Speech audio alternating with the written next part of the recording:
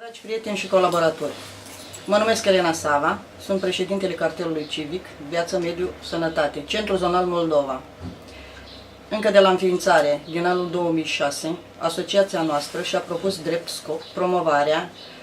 și să apere sub orice formă drepturile cetățenilor români, conform Constituției României și legislației europene,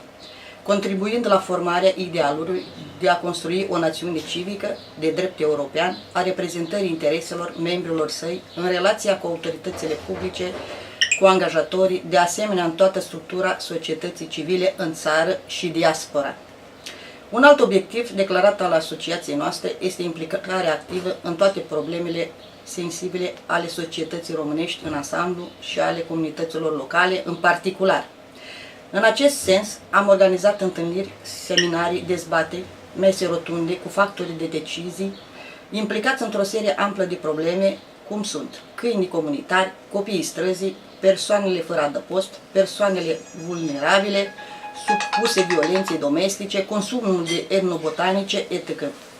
În urma acestor dezbateri au fost inițiate și implementate planuri comune de acțiune care au avut rezultate concrete. Astfel am desemnat companii de sterilizare ale câinilor comunitari, companii de informare în școli și licee asupra pericolului care se expun copiii consumatori de droguri, companii de prevenire a consumului de etnobotanice, consiliere pentru persoanele supuse violenței domestice și multe altele. Printre instituțiile cu care colaborăm și cu care avem încheiate protocoale de colaborare se numără Prefectura Bacău, Consiliul Județean Bacău, Primăria Bacău, Asociația Betania, Spitalul Județean de Urgență Bacău, Jandarmeria Bacău, Tribunalul Bacău, Direcția de Sănătate Veterinară pentru Siguranța Alimentelor Bacău, Direcția de Sănătate Publică Bacău, Centrul de Prevenire, Evaluare și Consiliere Antidrog Bacău, IPJ Bacău, Asociația Sofia Dreptății și altele,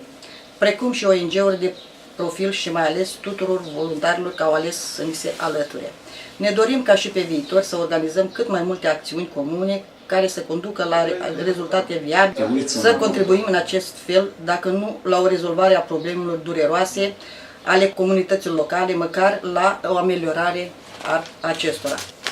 Le mulțumesc în numele cartelului civic Viață, Mediu, Sănătate, Centru Zonal Moldova, tuturor celor alături de care am lucrat și am obținut rezultate faimoase și vă aștept pe toți alături de asociație să parcurgem și pe viitor drumul împreună. Mulțumesc!